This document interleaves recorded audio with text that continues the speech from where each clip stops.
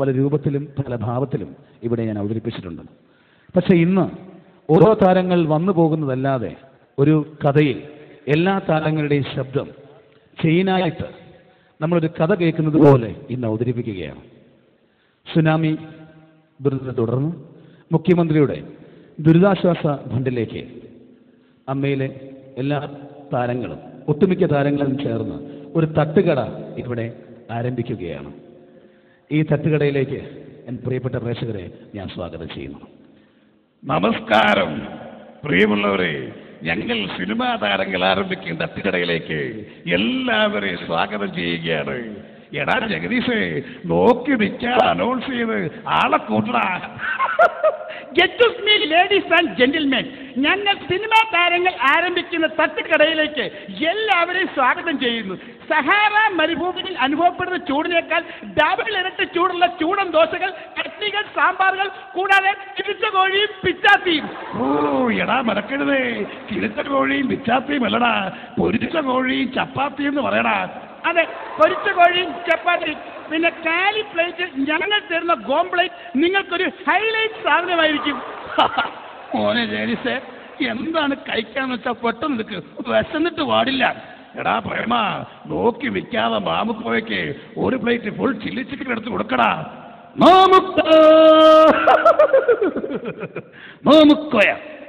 മാമുക്കോയ്ക്ക് chilli ചിക്കനല്ല, പള്ളി chicken തന്നെ തരും. പിന്നൊരു കാര്യം, തൊട്ടപ്പുറത്ത് ആ കൊച്ചിൻ ഹനീഫയും നരേന്ദ്രപ്രസാദും കൂടെ ചേർന്ന് ഒരു തട്ടുകട നടത്തുന്നുണ്ട്. ഒരു സാധനം അവിടെ നിന്ന് മേടിച്ച് കഴിക്കരുത്, മൊത്തത്തിൽ തട്ടുകട. ഒമ്പാത്തെ മുലപ്പാൽ പിടിച്ച പമ്പിലുടക്കി അല്ലെങ്കിൽ വേണ്ട, മിൽമേന്ന് പാക്കറ്റ് പാൽ പിടിച്ച പമ്പിലുടക്കി വേണം ദോശകളുടെ കുത്തി കുടലയാ പുറത്തിട്ടുകളെ, എന്നിട്ട് അതുകൊണ്ട് പോട്ടിക്കലുണ്ടാക്കി നിങ്ങൾക്കൊക്കെ തന്നെ വരും. വേണം വന്നികളെ. മനോഹരമായിരിക്കുന്നു, അതിമനോഹരമായിരിക്കുന്നു നിന്റെ ഈ പെർഫോമൻസ്. വയലേലകളിൽ വിളഞ്ഞു നിൽക്കുന്ന നെല്ലാട്ടിയെടുത്ത് ശുദ്ധമായ വെളിച്ചെണ്ണയെ ചുട്ടെടുക്കുന്ന ദോശ, അതിന് മാർദ്ദവം കൂടും. It is very nice. എന്റെ ദോശ തിന്നവരാരും ഇന്ന് വരെ ജീവിച്ചിരുന്നിട്ടില്ല. ദോശമാവ് കൊഴ. സത്യത്തിൽ പൊറോട്ട എന്ന് കേട്ടപ്പോഴേ എന്റെ കരണത്തടിച്ചതുപോലെ എനിക്ക് തോന്നി.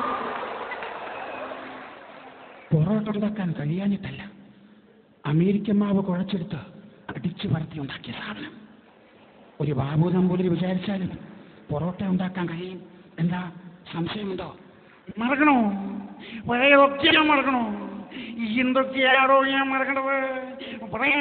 പറയുന്ന എന്റെ സിലോൺ കോഴി ഈ വീട്ടുമുറ്റത്ത് കിടന്ന് പെട്ടഞ്ഞ് മരിച്ചിട്ട് ഞാൻ മറക്കണോ? എന്റെ വാഴരാമൻ കോഴിയെ വളർത്തിയില്ല, എന്റെ സ്വാമിനാഥൻ കോഴിയെ വളർത്തിയില്ല. ഇനി നീ പറഞ്ഞ പേരാണെങ്കിൽ ഈ 500 കഴിക്കുന്നത് ഒരു ഡബിൾ ഓംപ്ലേറ്റ് ആയിരിക്കും.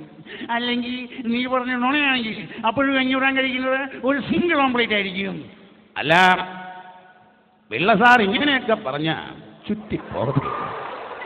ഞാനാണ് ഈ തട്ടുകട നടത്തുന്നതെങ്കിൽ അരി ഞാൻ അരയ്ക്കും, മാവ് ഞാൻ കുഴയ്ക്കും, ദോശ ഞാൻ ചുടും, സമ്മന്തിയും ഞാൻ അരയ്ക്കും, ഈ വണ്ടി ഞാൻ തള്ളിക്കൊണ്ടിരുന്ന് വിൽക്കുകയും ചെയ്യും.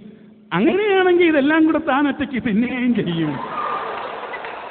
What nonsense are you talking mister Menon? താനെന്ത് വിട്ടിട്ടൊക്കെയാണോ ഈ വിളിച്ചു പറയുന്നത്? മര്യാദയ്ക്ക് ഈ തട്ടുകൾ ഇന്ന് ഇവിടുന്ന് മാറ്റിയില്ലെങ്കിൽ പിന്നെ ഞാനും എന്തൊക്കെയാ ചെയ്യുന്നത് എനിക്ക് പോലും അറിയാൻ പാടില്ല. പറഞ്ഞേക്കാം, ഇവിടെ ഒന്നും കിട്ടിയില്ല, ഇവിടെ ഒന്നും കിട്ടിയില്ല. എനിക്ക് വിശക്കുന്നു, മനുഷ്യനെ പോലെ വിശക്കുന്നു. താനെന്തുവാടോ വാലും തലയിലാണ് സംസാരിക്കുന്നത്? ഇതോ വിശക്കുന്നവന് ആഹാരം കൊടുക്കേണ്ടത്, അല്ലാണ്ട് തിന്ന് വയറ് വീർത്തവനല്ല. അതിരികാത്തും മലയുന്നു തുടുത്തേ തുടുത്തേ ദഹദഹദാ, അങ്ങു കിഴക്കത്തെ ചെന്താമരക്കുളിരിൻ പേറ്റുനോവിൻ പേരാറ്റുറവ ഉരുകിയൊലിച്ചേ ദഹദഹദാ. നെടുമുടി വീണു, വിശന്ന് ഭ്രാന്ത് മൂത്തിട്ട് പാട്ടും പാടി പോണ പോക്ക് കണ്ടില്ലേ? കഷ്ടമെന്നല്ലാണ്ട് എന്ത് പറഞ്ഞു? ഗുരുവായൂരപ്പാ, അതെ ഞാനെത്തി. അവിടെ ഒരു തീറ്റി മത്സരത്തിൽ പങ്കെടുക്കുമ്പോഴായിരുന്നത് നിങ്ങളിങ്ങനെ ഒറ്റ തുടങ്ങിയതായിരിക്കും. പിന്നെ അവിടെ അധികമൊന്നും കഴിച്ചിട്ടില്ല. ഇനി ഇവിടുന്ന് എന്തെങ്കിലും കഴിച്ചിട്ട് വേണം വീട്ടിൽ പോയി കഞ്ഞി കുടിക്കാൻ. പിന്നെ അത് ഭാര്യ അറിയണ്ട, അറിഞ്ഞാൽ അവളെനിക്കൊന്നും തരില്ല. അല്ല ഇതാരാ വരുന്നത്? മൗസാറല്ലേ? ഇവിടെ ജഗീഷേ, എനിക്ക് കഴിക്കാൻ എൻ്റെ ദോശയാടാ ചട്ടി ചൂടാവട്ടെ ചേട്ടാ. ചട്ടി ചൂടാവേണ്ട പട്ടി നീക്ക് ദോശയുണ്ട്.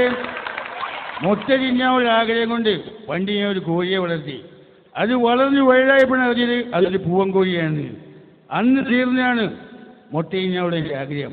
ഞാൻ മുട്ടയുടെ കാര്യം പറയുമ്പോൾ സുരേഷ് ഗോപി എന്തിനാണ് കോഴിമുട്ടയിൽ തന്നെ കാണിക്കുന്നത്? ഓർമ്മയുണ്ടോ ഈ മുട്ട? ഓർമ്മ കാണില്ല. ഒരുപാട് മുട്ട കൊണ്ട് ഇങ്ങനെ ഓംപ്ലേറ്റ് എടുത്ത് കഴിച്ചതല്ലേ, ചിലപ്പോൾ മറന്നു കാണാം. അന്ന് ഞാൻ കണ്ണൂരിൽ കോഴിയെ വളർത്തുന്നു. നിലാവട്ട തഴിഞ്ഞാടി ഒരു കോഴിയെ പിടിച്ച് ചിക്കൻ ഫ്രൈ ഉണ്ടാക്കാൻ നിങ്ങൾക്ക് ഞാൻ പ്രാക്ടീസ് തന്നു. അന്ന് കരഞ്ഞ് പറഞ്ഞത് ഓർമ്മയുണ്ടോ? സാറിന്റെ കോഴിക്ക് വസന്തയാണ്. യെസ്, ഐ ആം സുരേഷ് കോഴി. Just December that shit. ഓ വൃത്തികെട്ടവൻ. അന്ന് ഷിറ്റെന്ന് പറയും, അത് കേട്ട് ഷിറ്റിടാൻ ഇവിടെ കുറെ കോഴികളും. മുഖ്യമന്ത്രിയും എത്തി.